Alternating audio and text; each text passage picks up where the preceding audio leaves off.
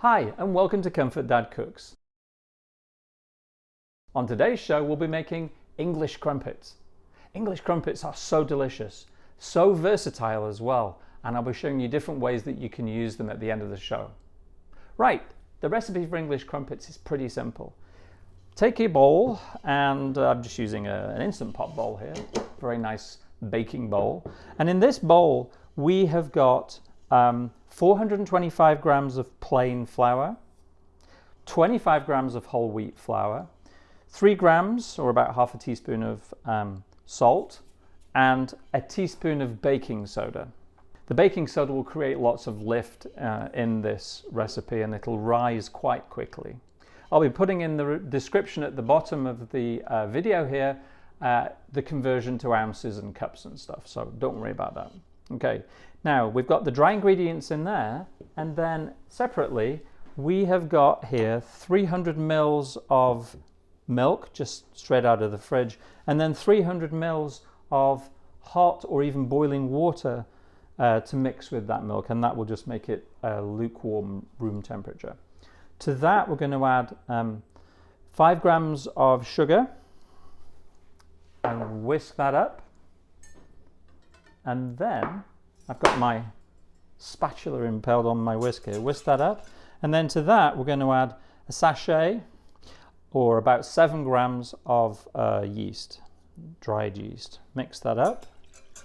Now, what we will do then is that we will create a batter with those wet and dry ingredients. So, we'll mix the yeast and milk and sugar mixture in with the flour, and then make that into a nice smooth batter. You don't want any lumps in here. It's not like making muffins or anything like that. You want it to be pretty smooth. So mix that together. You can see it's coming together nicely. And then we are going to put this in a warm place for about an hour and a half until lots of bubbles appear. So we'll be back in just a minute, and I'll show you how to cook these and how to make them perfect English crumpets. When you're making English muffins or English crumpets, you need one of these forms here. They're called English muffin rings, and they're designed to hold the batter in place while it's on a hot surface and allow you to create perfect English muffins or crumpets. I got these off Amazon. I've tried many different types. I've tried this one.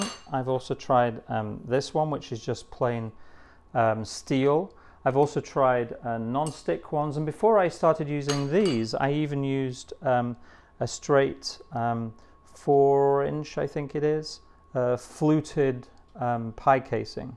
This has been greased with butter. You can use any fat you want. You could use coconut oil if you wanted to.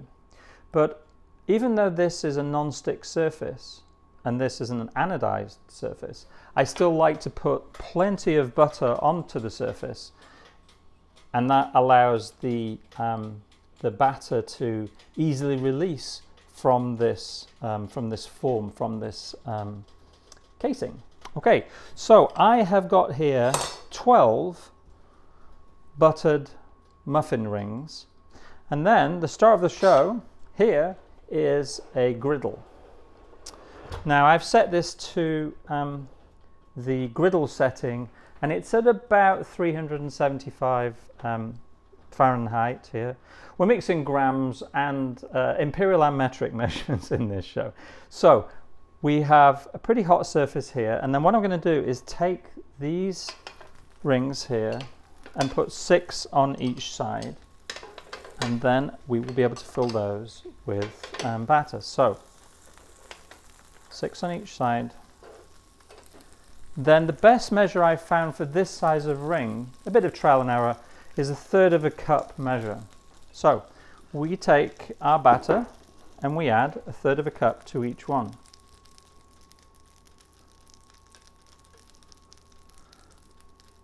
Now if you want, you can even butter or coconut oil the cup itself so that the batter releases quite easily from that.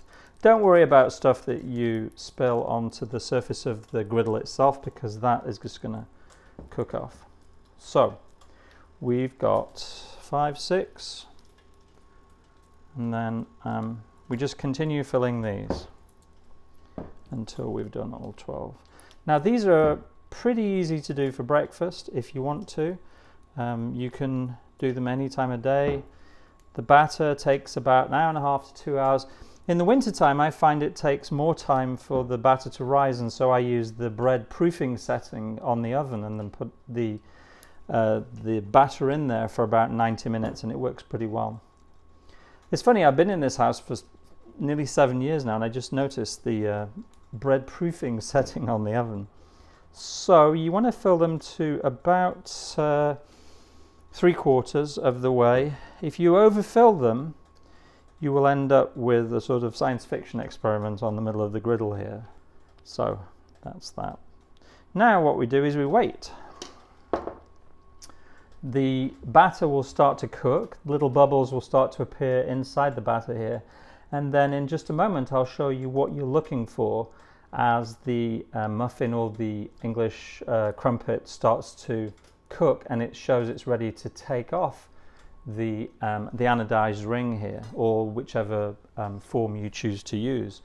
I use a pair of tongs to take this off. They're not quite ready yet. If I take it off now, it will just go blur all over the griddle. So again, the griddle is set to about 375. This is just a regular electric griddle. On the other side, there are fluted plates so that you can use it as a panini grill. But you can get 12 on the griddle at any one time. So see you in a few minutes, and I'll show you how to start releasing these crumpets from the crumpet rings. Okay, we're back, and we've got some great progress here on these crumpets. So this one is ready to take off, and what you do is that you carefully ease the form off the batter. Now, what we have here is a bit of stickage going on, so we'll leave that one for the moment. This one is coming off very nicely. Okay, so the muffin or the crumpet will now be able to stand on its own. This one will come off, and what you'll find is that the batter very, very slightly shrinks from the edges of the muffin ring and allows you to lift the muffin ring off. Now, this one is stuck, and the reason for that is because of this bit of batter that we dropped on the side here. So there's a couple of things you can do. You can hold the muffin ring, and you can just break that connection there, and it should start to just lift off. There you go. These are very hot, these muffin rings, when they come off, and the surface of this is very hot, so you've got to be careful when you're working around this. This is not quite released yet. If it sticks, just leave it. It will separate quite shortly. There we go. So we've got good separation. You can see that on the side of the muffin here, there is dough that's starting to cook. Not ready to flip over yet, but pretty close. Let's check this one again. Not quite. Now, if you take it off too soon, it'll snag and it'll catch, and you'll find that you end up with something that if you have a dog, the dog will probably enjoy. But again, not quite ready yet. A couple more minutes on this one, and then a couple more minutes on these. With a lot of griddles, the griddle is hotter on one side than it is on the other, and you might find that this, as with mine, means that some of the crumpets are taking a little while longer to cook on this side. So the goal here is to get all of the rings taken off the crumpets, and then they'll be able to cook on their own. And in a couple of minutes we'll come back and we will flip them over to cook the other side. We've managed to get all the rings off the crumpets now, and there's still a little moment before we turn them over. It takes time. Seems that most British things take time. like cricket.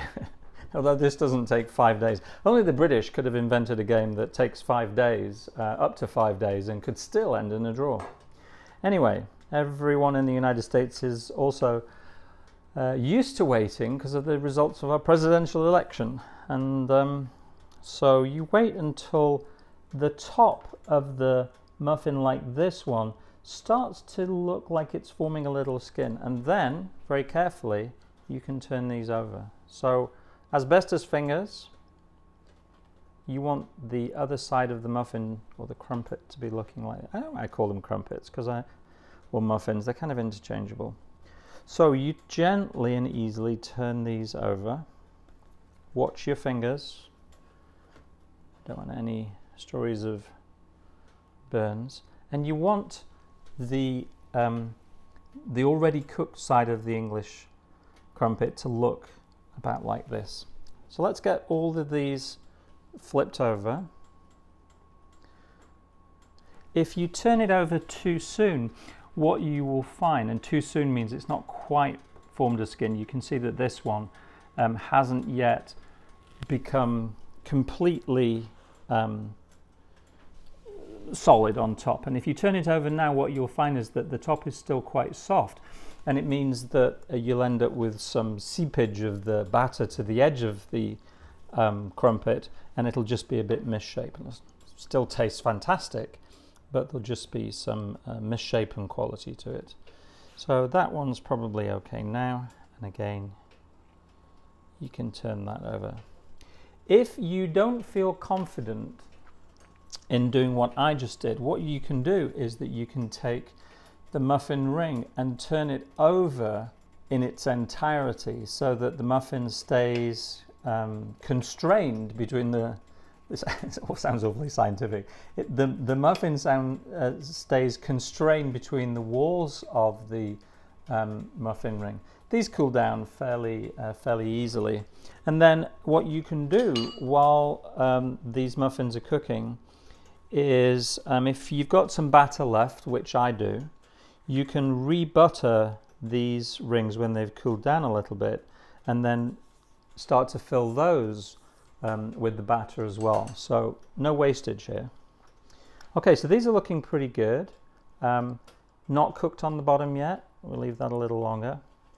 And you can always move these around on this side of the griddle and bring ones across from the other side of the griddle. They come from the other side of the griddle. And then you can get, I think, up to 8 on here. I think 8 is my record, but that's how many you'll be able to get there. And then what you can do with these ones as they start to cook is move them a little bit, and then you can do some more crumpets by putting more of the batter in there, and so you make better use of the available space. I usually get my kids to do the buttering of the rings, not the Lord of the Rings, the buttering of the rings, and then that's their contribution to the dish here. And you know, it's a pretty hot surface here, so you want to watch this with your fingers and also around your kids. But again, 1/3 of a cup of the batter goes into here, and then there we go.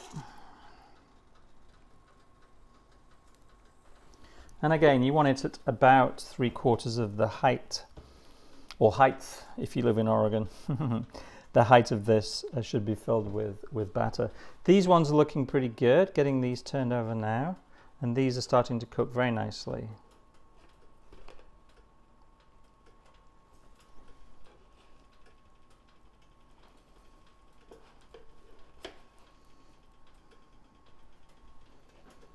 Okay. So what we have here is almost ready, not quite. If you like them less brown than this, you could start to take them off now if you want to. You can also turn them over if you've got one like this that's quite well browned and the other side that is not. Depending on what fat you use, it will also contribute towards the browning of these on the grill. So these are looking pretty nicely ready. Now what I will do here is I have a rack, and I'll start to put them on here and start to cool them down.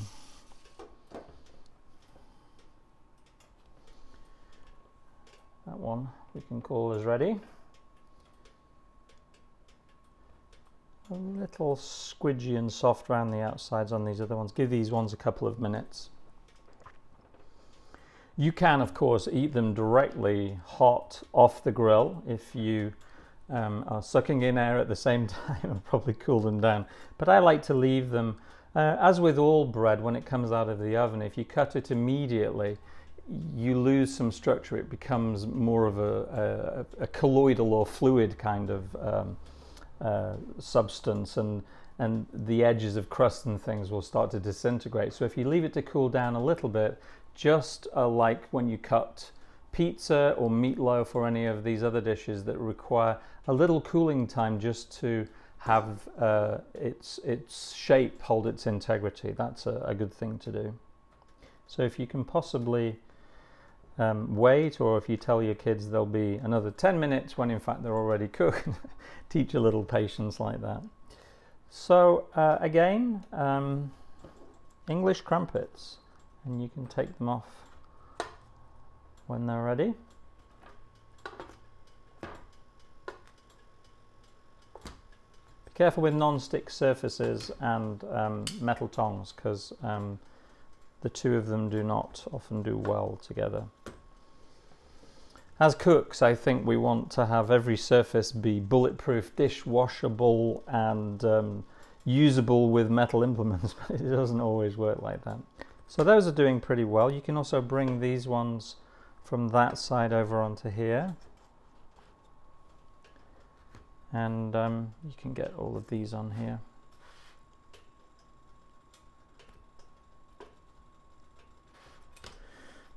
There's one that's misshapen.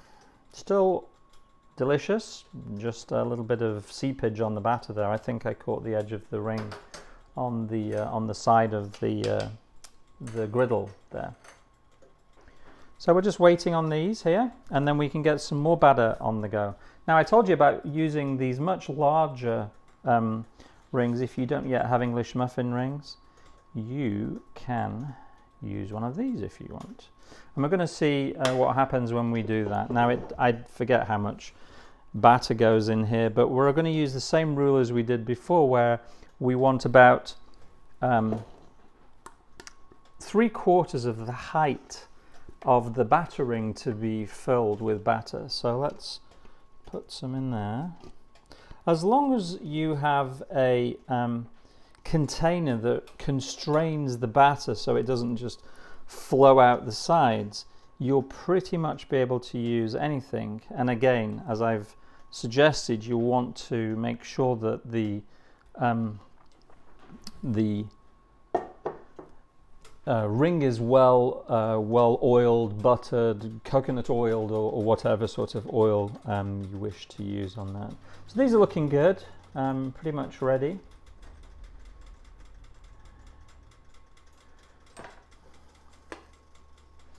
And if you take them off and they are not perfectly ready inside, you can always toast them. You can also fry them in the pan if you wish.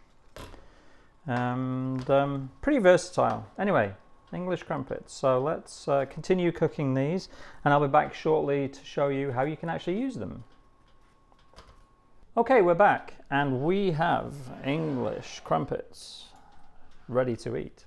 So as I mentioned earlier, there's many different ways to eat them. First of all, let's just take one of these crumpets here and slice it open, and then you can see how it looks. So remaining fingers. Beautiful. Now, there's many ways that you can enjoy English crumpets. First of all, let's pop this one in the toaster so that you can see how it looks when toasted. So let's take another one of these here. I got some strawberry jam here. There's butter. These are warm, so it should melt pretty easily. Put some butter on this one and some strawberry jam. Absolutely delicious. Now, these are absolutely delicious as well on a summer Sunday. Don't know what it is. You could do it on a summer Monday or a winter Wednesday if you wanted to, but you could put some clotted cream on there and have that as an English afternoon tea. Absolutely delicious. Fresh, gorgeous, absolutely wonderful. The other way that you can have these is you can use them for sandwiches. So on this one, I have some nice cheddar cheese that I've sliced up, and then this is a jar of pickled beetroot that I made recently. Good crop of beetroot, and it was also cheap in the stores. And then a beetroot and strong cheddar cheese, sharp cheddar cheese, which is my favorite. And you could even put a tomato on there if you wanted to as well. I've got some sliced tomatoes here.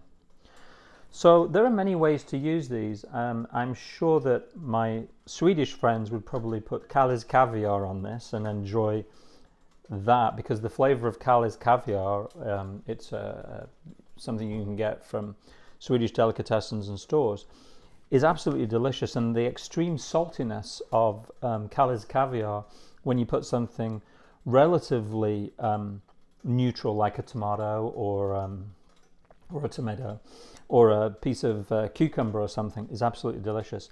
This is English crumpets, probably as you've never seen them used before, but absolutely a delicious sandwich nonetheless. You